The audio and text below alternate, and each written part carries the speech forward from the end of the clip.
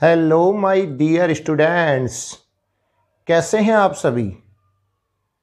आज आप लोगों के बीच एक बार फिर से हाजिर हैं आपके अपने इस चैनल पर।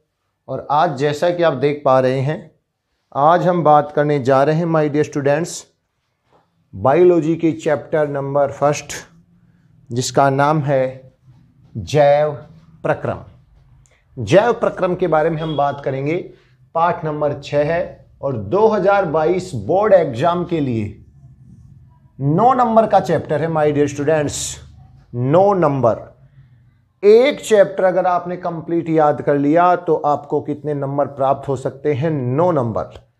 9 नंबर आप इसमें प्राप्त करते हैं। जैव प्रक्रम, सबसे पहली बात जैसा कि है जैव प्रक्रम होते क्या हैं, किसे कहते हैं जैव प्रक्रम। तो माय डियर स्टूडेंट्स, हमारी बॉडी के अंदर हमारे शरीर का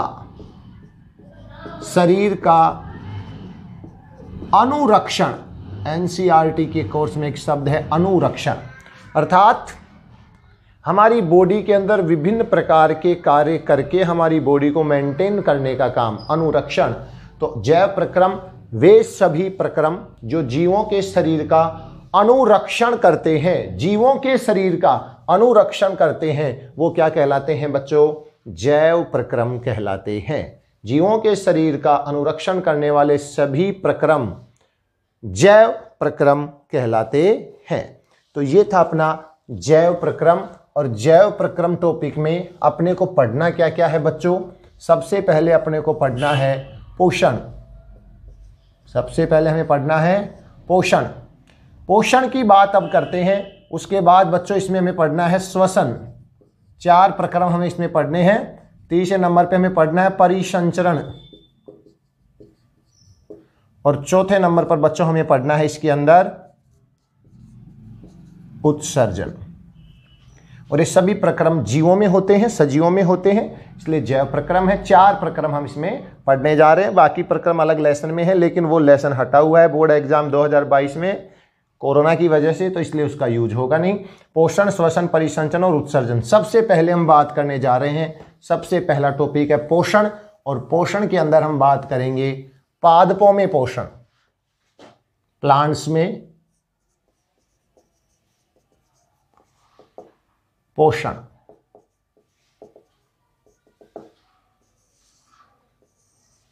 पादपों में पोषण की बात करते हैं माय डियर स्टूडेंट्स। पादपों के अंदर पोषण जो होगा, तो हम यहां पर जो पोषण है उसके आधार पर जीवों को 2 भागों में बांटते हैं। एक होते हैं स्वपोषी और एक होते हैं विषमपोषी।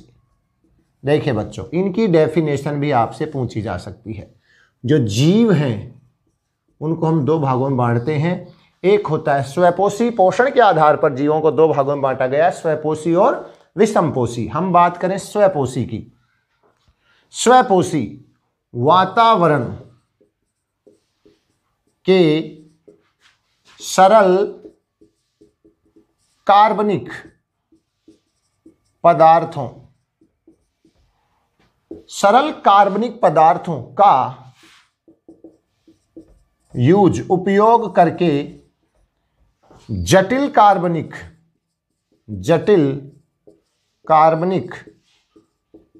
पदार्थ बनाने वाले जीव क्या कहलाएंगे? स्वपोषी कहलाएंगे माय डियर स्टूडेंट्स। वायुमंडल या वातावरण के जो सरल कार्बनिक पदार्थ हैं, सरल कार्बनिक पदार्थों में जैसे कार्बन डाइऑक्साइड है, वाटर है, जल है, ये सरल कार्बनिक या अकार्बनिक जो पदार्थ हैं उनका उपयोग करके, कार्बनिक पदार्थ भी आ सकते हैं, अकार्बनिक पदार्थ भी आ सकते हैं, उनका उपयोग करके और उनको जटिल कार्बनिक पदार्थों में, फॉर एग्जांपल जटिल कार्बनिक पदार्थ जैसे ग्लूकोज C6H12O6 ग्लूकोज बना दिया।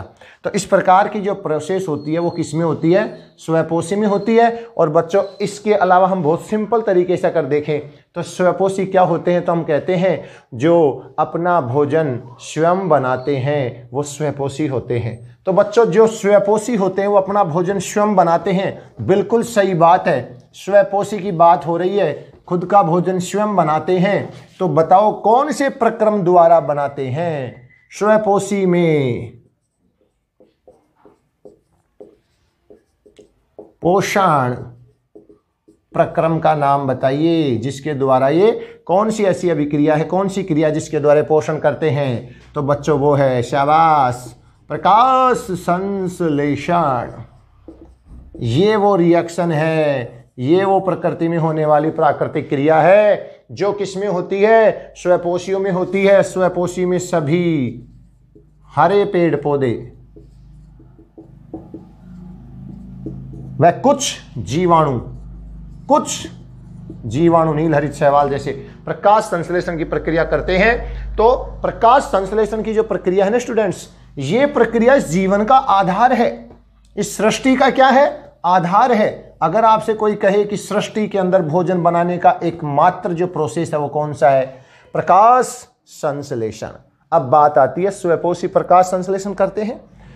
स्वपोषी प्रकाश संश्लेषण जब करते हैं तो स्वपोषी प्रकाश संश्लेषण करने के लिए आवश्यक घटक, इंपॉर्टेंट सवाल, इंपॉर्टेंट 2022, आवश्यक घटक बताइए किसके? प्रकाश संश्लेषण के।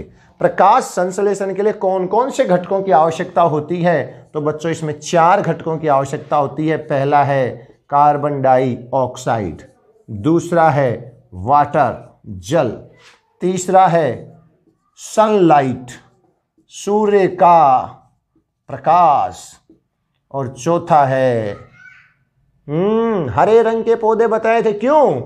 क्लोरोफिल, पादपों में पाए जाने वाला हरे रंग का वर्णक, हरे रंग का वर्णक क्या होता है बच्चों?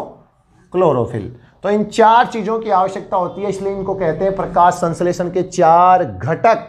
इंपॉर्टेंट है माय डियर स्टूडेंट्स, याद कर लेना, कार्बन डाइऑक्साइड, जल, सूर्य का प्रकाश और क्लोरोफिल। इन 4 घटकों के बाद ही क्या होगा? प्रकाश संश्लेषण होगा। क्लियर? एक सवाल यहां से बनता है, आवश्यक घटक प्रकाश संश्लेषण के कौन कौन से हैं? CO2, वाटर, सनलाइट और क्लोरोफिल, पादपों में जो हरे रंग का पदार्थ होता है। इसलिए हरा रंग लगभग हम देखें नॉर्मली 98% के लगभग तो पत्तियों में होता है। जिन पौधों में पत्तियां नहीं होती उनका तना हरा होता है, तो तना प्रकाश संश्लेषण करता है। तो माय डियर स्टूडेंट्स, जहां भी हरा रंग होगा वहां क्लोरोफिल होगा, और क्लोरोफिल होगा तो वहां पर प्रकाश संश्लेषण होगा। तो अब अपना टॉपिक चल रहा है प्रकाश संश्लेषण। प्रकाश संश्लेषण, प्रकाश संश्लेषण में हम इसका रासायनिक समीकरण देखें। अब क्या देखें बच्चों? रासायनिक समीकरण। तो देखिए, प्रकाश संश्लेषण जैसा भी हमने बात की, घटक कार्बन डाइऑक्साइड साथ में जल, ये दोनों जो है ना, ये कहलाते हैं प्रकाश संश्लेषण के कच्चे पदार्थ। कच्चे पदार्थ क्यों? क्योंकि ये बाहर से ग्रहण किए जाते हैं और इनके द्वारा ही नया पदार्थ बनता है। बस ध्यान रखें, ये क्रिया किसकी उपस्थिति में होगी? सूर्य के प्रकाश की उपस्थिति में होगी, सनलाइट की उपस्थिति होगी। HMu भी कहते हैं इसको, HMu सनलाइट को, है ना। कार्बन डाइऑक्साइड, जल, सनलाइट और क्लोरोफिल, और बच्चों क्लोरोफिल। तो चारों घटक आपने यहां समीकरण में दर्शा दिए। अब देखो, ये तो दोनों हो गए कच्चे पदार्थ के रूप में अभिकारक। ये अभिकारक आपस में क्रिया करते हैं इनकी उपस्थिति में और बनाते हैं ग्लूकोज C6H12O6, साथ में जल H2O और साथ में ऑक्सीजन प्राणवायु। ओए होए, बहुत महत्वपूर्ण अभिक्रिया है ये तो। इसमें तो भोजन भी बन रहा है और साथ में ऑक्सीजन भी बन रही है। तो यही तो वो अभिक्रिया है जो इस सृष्टि का आधार है। अगर ये अभिक्रिया नहीं होती तो ऑक्सीजन नहीं बनती। ये प्रकाश संश्लेषण में ऑक्सीजन बन रही है। श्वसन की क्रिया में पादप भी ऑक्सीजन ही लेते हैं बच्चों। श्वसन की जो क्रिया होती है ना, आगे पढ़ेंगे तब बताएंगे आपको। अब इस समीकरण जो है इसको अपन संतुलित समीकरण में बदलते हैं। तो देखो, कार्बन उधर 6, इसको 6 कर देते हैं, हाइड्रोजन जल को 12 कर देते हैं, यहाँ 6 और यहाँ 6 चिपका देते हैं। सीधा याद कर लो, ज्यादा दिमाग लगाने की जरूरत नहीं है इसमें लिए, ठीक है ना। हीट एंड ट्रायल मेथड की यूज करने की जरूरत नहीं है, सीधा याद कर दो। 6 कार्बन डाइऑक्साइड और 12 जल के अणु एक साथ अभिक्रिया करके एक ग्लूकोज का अणु बनाते हैं। कितना? एक ग्लूकोज का अणु बनाते हैं। साथ में 6 जल के अणु निर्मुक्त हो जाते हैं और 6 ऑक्सीजन के अणु बनते हैं। ये कंप्लीट अभिक्रिया है प्रकाश संश्लेषण की रासायनिक अभिक्रिया, जिसका हमने लिखा है रासायनिक संतुलित समीकरण। पूछा जा सकता है प्रकाश संश्लेषण का रासायनिक संतुलित समीकरण क्या है। उसके बाद हम बच्चों बात करें तो इसके अंदर आती है कि ये जो प्रक्रम हो रहा है इसमें कौन कौन सी घटनाएं घटित होती हैं। घटनाएं देखो, एक तो थे घटक, ये है घटना। घटक हमने बात कर लिए, 4 घटक हो गए। उत्पाद क्या बना ये भी ध्यान रखें। प्रकाश संश्लेषण का क्या उत्पाद होता है, मुख्य रूप से ग्लूकोज, जल और ऑक्सीजन। उसके बाद बात करें घटनाएं, तो इसमें होता क्या है, तो देखो सबसे पहले सूर्य के प्रकाश की ऊर्जा को, सौर ऊर्जा जिसे हम कहते हैं, क्या कहते हैं बच्चों, सौर ऊर्जा। सौर ऊर्जा को जो क्लोरोफिल है ना, वो सबसे पहले क्या करेगा, ग्रहण करेगा, अवशोषित करता है। सर्वप्रथम पहली जो घटना है, सौर ऊर्जा को क्लोरोफिल ग्रहण करता है, अर्थात बच्चों अवशोषित करता है। सबसे पहले क्या करता है, सौर ऊर्जा को सबसे पहले अवशोषित। इसीलिए सनलाइट जब तक नहीं होगी तब तक ये क्रिया नहीं होगी। सौर ऊर्जा आते ही ये सब एक्टिव होंगे, ये चाहे हो, लेकिन सनलाइट आएगी, क्लोरोफिल होता है वहां पर। अच्छा, कार्बन डाइऑक्साइड रंध्रों के द्वारा अवशोषित की जाती है, उधर से ली जाती है। गैसों का आदान प्रदान पादप किससे करते हैं, रंध्रों से करते हैं। और जल कहां से लेते हैं, वेरी गुड, बोलो बोलो, हाँ, जड़ों से। जल जड़ों से अवशोषित करेंगे और उस जल को पत्तियों तक कौन भेजता है, जल को, शाबाश, जाइलम। जाइलम उत्तक होता है, वो जल को पत्तियों तक भेजता है। उसके बाद आपने देखा कि पहली घटना हुई, सौर ऊर्जा को क्लोरोफिल द्वारा अवशोषित किया गया। दूसरी जो घटना है वो होगी, जो प्रकाश ऊर्जा है उसको रासायनिक ऊर्जा में रूपांतरित किया जाएगा। महत्वपूर्ण बात है, सौर ऊर्जा यानी प्रकाश ऊर्जा, प्रकाश ऊर्जा कन्वर्ट हो जाएगी किसमें, रासायनिक ऊर्जा। जो प्रकाश ऊर्जा है वो बच्चों रासायनिक ऊर्जा में परिवर्तित हो जाएगी और जल अणुओं का, और इसी में प्रकाश ऊर्जा जब रासायनिक ऊर्जा में, और जो वाटर है, वाटर जल, वो हाइड्रोजन व ऑक्सीजन अणु में टूट जाएगा, अपघटित हो जाएगा। सौर ऊर्जा को सबसे पहले क्लोरोफिल द्वारा अवशोषित किया जाएगा, फिर प्रकाश ऊर्जा जो है उसको रासायनिक ऊर्जा में बदला जाता है और जल का अणु हाइड्रोजन और ऑक्सीजन में क्या हो जाता है, टूट जाता है। और लास्ट में आपकी तीसरी घटना है कार्बन डाइऑक्साइड, जो हमने ली है ना, कार्बन डाइऑक्साइड का अपचयन कार्बोहाइड्रेट में हो जाता है। कार्बन डाइऑक्साइड का क्या हो जाता है बच्चों, अपचयन। कार्बोहाइड्रेट, देखो ये ग्लूकोज जो है ये कार्बोहाइड्रेट का है, तो एक रूप है। ग्लूकोज जो है वो कार्बोहाइड्रेट का है। कार्बोहाइड्रेट होता है कार्बन, हाइड्रोजन और ऑक्सीजन से मिलकर बने यौगिक कार्बोहाइड्रेट होते हैं। तो लास्ट में CO2 जो है उसका अपचयन हो जाता है कार्बोहाइड्रेट में।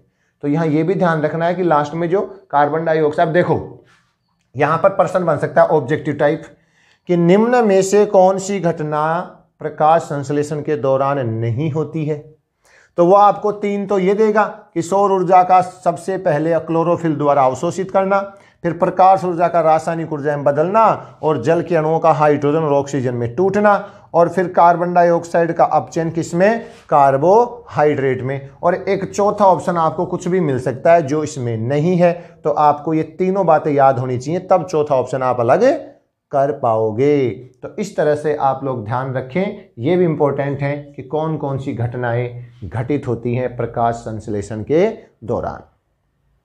ठीक है बच्चों, तो इस प्रकार से ये था अपना जैव प्रक्रम में प्रकाश संश्लेषण यानी स्वपोषी। अब देखो यहां पर बात ये आती है कि स्वपोषी जो होते हैं ना, वो प्रकाश संश्लेषण की क्रिया द्वारा ही क्या बनाते हैं बच्चों, भोजन बनाते हैं। और ये सब घटनाएं घटने के बाद जब भोजन बन जाता है, तो ये भोजन जितना उन पादपों को आवश्यकता होती है बच्चों, उसको तो वो क्या कर लेते हैं, यूज कर लेते हैं, खर्च कर लेते हैं। लेकिन भोजन तो बहुत ज्यादा मात्रा में बनता है, तो उस अतिरिक्त भोजन को पेड़ पौधे स्टोर करते हैं, संचित करते हैं। यहां पर एक प्रश्न पूछा जाता है कि पेड़ पौधे जो अतिरिक्त भोजन है उसको किस रूप में संचित करते हैं। क्वेश्चन बनता है भाई, छोटा क्वेश्चन बहुत इंपॉर्टेंट है, 2022 की दृष्टि से पादप अतिरिक्त भोजन समझ गए होंगे आप, एक्स्ट्रा जो भोजन बन रहा है, भोजन को किस रूप में संचित करते हैं, बताएगा कोई आप में से? Very good. हाँ, मंड के रूप में माय डियर स्टूडेंट्स, मंड या स्टार्च बोलो इसको, मंड या स्टार्च के रूप में पादप अतिरिक्त भोजन को किस रूप में संचित करते हैं? मंड या स्टार्च के रूप में। अच्छा, इसी के साथ ये भी देख लो, जंतु यानी मानव, हम जंतु अतिरिक्त भोजन को किस रूप में संचित करते हैं? नहीं आ रहा है ना? मंड, ये तो पादप तो मंड के रूप में, जंतु जो हम लेते हैं भोजन, हमारे अंदर भी भोजन जब हम लेते हैं तो एक्स्ट्रा भोजन जाता है, फिर पूरे दिन उसका यूज होता रहता है, तो वो भी अतिरिक्त भोजन संचित होता है, तो वो है आपका ग्लाइकोजन के रूप में। किस रूप में बच्चों? ग्लाइकोजन। तो देखो दोनों में डिफरेंस है, पादप तो अतिरिक्त भोजन को मंड या स्टार्च के रूप में संचित करते हैं, जबकि जंतु जो है वो किस रूप में संचित करते हैं? ग्लाइकोजन के रूप में संचित करते हैं। ठीक है बच्चों, तो ये था अपना कुछ सिंपल सी, दोनों क्वेश्चन इंपॉर्टेंट हैं, पादप और जंतु दोनों ही किस रूप में भोजन को संचित करते हैं। उसके बाद हम बात करें तो इसमें आते हैं बच्चों गैसों के आदान प्रदान की जब बात आती है तो इसमें आते हैं रंध्र। क्या आते हैं? रंध्र आते हैं। रंध्र जो होते हैं, रंध्रों के अंदर आपको पता है इस तरह से द्वार कोशिकाएं होती हैं। क्या होती हैं बच्चों? द्वार कोशिकाएं होती हैं। द्वार कोशिकाएं जो होती हैं वो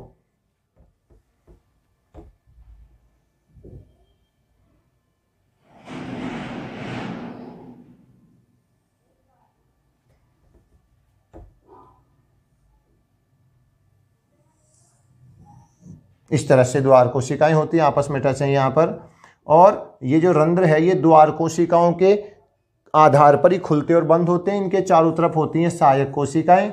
सहायक कोशिकाएं इनकी सहायता करती हैं, सुरक्षा करती हैं, जो भी काम है। इस तरह से ये आपके रंध्र हैं। इनके अंदर क्लोरोफिल पाया जाता है कहीं कहीं पर, ठीक है। और जो रंध्र हैं, ये रंध्र की स्ट्रक्चर है, ये द्वार कोशिका है बच्चों, द्वार कोशिका।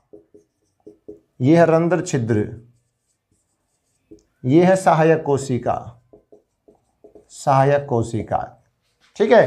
तो रंध्र जो होते हैं इनके द्वारा पेड़ पौधे कार्बन डाइऑक्साइड व ऑक्सीजन जो गैसें हैं, गैसों का आदान प्रदान किसके द्वारा करते हैं बच्चों? रंध्रों के द्वारा करते हैं। होता क्या है, जब इन द्वार कोशिकाओं के अंदर जल अंदर प्रवेश करता है तो द्वार कोशिकाएं फूलती हैं, और जब ये फूलती हैं तो रंध्र खुल जाता है, रंध्र खुल जाता है, ओपन हो जाता है। अब दिन के समय में जब सूर्य का प्रकाश है तब तो क्या होता है, रंध्र खुलता है, क्योंकि प्रकाश संश्लेषण की क्रिया होनी है। लेकिन बच्चों रात्रि में क्या होता है, रात्रि के अंदर जब प्रकाश संश्लेषण ही नहीं हो रहा है तो ये अगर खुले रहेंगे ना, तो इनके साथ में एक घटना और होती है रंध्रों से, वाष्पोत्सर्जन। वाष्पोत्सर्जन, जल का वाष्प के रूप में रंध्रों के द्वारा बाहर निकलना वाष्पोत्सर्जन कहलाता है। तो जब पेड़ पौधों को प्रकाश संश्लेषण नहीं करना होता है ना, तो पेड़ पौधे क्या करते हैं, अपने रंध्रों को बंद कर लेते हैं ताकि जल की हानि ना हो। समझ में आ रही है मेरी बात? ताकि जल की हानि ना हो तो क्या करते हैं, जब जल बाहर निकलता है, द्वार कोशिकाओं से जल बाहर निकलता है, द्वार कोशिका स्थल्थ वो स्फीत होती हैं, सिकुड़ती हैं, तो रंध्र आपके क्लोज हो जाते हैं। क्या हो जाते हैं? बंद हो जाते हैं। तो जल जब द्वार कोशिकाओं के अंदर आता है तो रंध्र खुलते हैं, और जल जब द्वार कोशिकाओं के बाहर जाता है तो रंध्र बंद हो जाते हैं। और जो अपने उष्ण कटिबंधीय पौधे हैं, रेगिस्तानी पौधे हैं, उष्ण कटिबंधीय, जहां पर जल की क्या है बच्चों, बहुत अधिक कमी है, पादपों को आसानी से जल नहीं मिलता, वो पौधे क्या करते हैं, सिर्फ रात को अपने, क्योंकि रात को वाष्पोत्सर्जन कम होता है, सूर्य के प्रकाश की वजह से वाष्प बनती है, वो रात को होता नहीं, तो रात को अपने रंध्रों को खोलते हैं। उष्ण कटिबंधीय पौधे रात्रि में ओपन करते हैं रंध्र को, और रात को ओपन करके CO2 को शरीर के अंदर ग्रहण कर लेते हैं। CO2 को क्या करते हैं, अपने अंदर लेकर के इसको किसी विशेष पदार्थ के रूप में बदल करके और इसको स्टोर कर लेते हैं उष्णकटिबंधीय पौधे। और ये पौधे फिर दिन के अंदर जब प्रकाश आता है तो अपने रंध्र को तो बंद कर लेते हैं जल की हानि को रोकने के लिए, और जो स्टोर है CO2 वहां पर उसका उपयोग करके प्रकाश संश्लेषण की क्रिया करते हैं। ठीक है, तो इस प्रकार से आप लोग ध्यान रखना, उष्णकटिबंधीय पौधों में रंध्र कब खुलते हैं, रात्रि को खुलते हैं जल की हानि को रोकने के लिए, और CO2 रात्रि को ही ले लेते हैं। तो ये था अपना रंध्र और उससे संबंधित जानकारी। एक आप ये भी पढ़ते हो कि किसी भारी पौधे के नीचे रात को जब हम सोते हैं तो उसके नीचे सोने पर कई बार व्यक्ति का दम घुटता है, उसको श्वसन क्रिया में प्रॉब्लम होती है। वो सब क्यों होता है, देखिए रात को जब हम किसी भारी पेड़ के नीचे सोते हैं तो रात को होगा श्वसन, प्रकाश संश्लेषण नहीं होगा, केवल क्या होगा, श्वसन होगा, और श्वसन में CO2 छोड़ेगा और ऑक्सीजन ग्रहण करेगा पौधा। तो वो पौधा जो है आसपास की ऑक्सीजन को लेगा, CO2 छोड़ेगा, तो उसके आसपास में क्योंकि CO2 थोड़ी भारी होती है तो वो वहां पर ही स्टोर हो जाती है, जम जाती है, परत बना लेती है। सो रहे व्यक्ति को ऑक्सीजन की मात्रा पर्याप्त नहीं मिल पाएगी, CO2 मिलेगी तो उसका दम घुटेगा या नहीं घुटेगा। इस वजह से ऐसा होता है, क्योंकि चाहे दिन हो चाहे रात श्वसन में यही क्रिया होती है, लेकिन क्योंकि दिन में तो प्रकाश संश्लेषण हो रहा है तो जो CO2 बन रही है उसको तो दिन में तो वो अपने वहीं यूज कर लेंगे और लेते हैं बाहर से, ऑक्सीजन छोड़ते हैं, जबकि रात को श्वसन होगा, प्रकाश संश्लेषण नहीं होगा, तो वो CO2 ज्यादा छोड़ेंगे, ऑक्सीजन लेंगे श्वसन क्रिया के लिए, इसलिए रात्रि को उसका दम घुटता है। तो ये था बच्चों स्वपोषियों के अंदर पोषण और उससे संबंधित जानकारी। इससे बाहर कुछ आने का है नहीं, सिंपल सा है, बस आप लोग ये ध्यान रखें प्रकाश संश्लेषण, उसके घटक और उसमें होने वाली घटनाएं। ठीक है बच्चों, तो आज के लिए इतना ही। नेक्स्ट वीडियो में हम जंतुओं में पोषण यानी आहार नाल के बारे में अध्ययन। चलो एक बात और थोड़ा सुन लो, एक और है केचुए में, केचुआ नहीं अमीबा में पोषण। अमीबा में पोषण के लिए ध्यान रखना, एक खाद्य रिक्तिका का निर्माण करता है अमीबा। किसका निर्माण करता है, खाद्य रिक्तिका का निर्माण करता है अमीबा। खाद्य रिक्तिका के द्वारा भोजन ग्रहण करता है, कोई विशेष संरचना नहीं होती है, जैसा कि आप जानते हैं अमीबा एक स्ट्रक्चर इस तरह से होती है, कोई स्पेशल स्ट्रक्चर नहीं होती। ये यहाँ से क्या करता है, अपने कूटपाद की सहायता से इनको बढ़ाता है इस तरह से, और जो भोजन है उसको अपने अंदर ऐसे डिजोल्व कर लेता है, भोजन को पकड़ लेता है, और इसे कहते हैं खाद्य रिक्तिका। और खाद्य रिक्तिका के द्वारा इस भोजन का पाचन करके अपनी बॉडी के अंदर ग्रहण करवा लेता है। तो ध्यान रखना, खाद्य रिक्तिका द्वारा भोजन कौन करता है, अमीबा। कौन करता है, अमीबा। तो ये अमीबा में भोजन था। इसी के साथ अब हम अगले वीडियो में पढ़ेंगे पाचन, मानव में पाचन और हमारी आहार नाल के बारे में। तब तक के लिए सभी को जय हिंद, जय भारत, राधे राधे।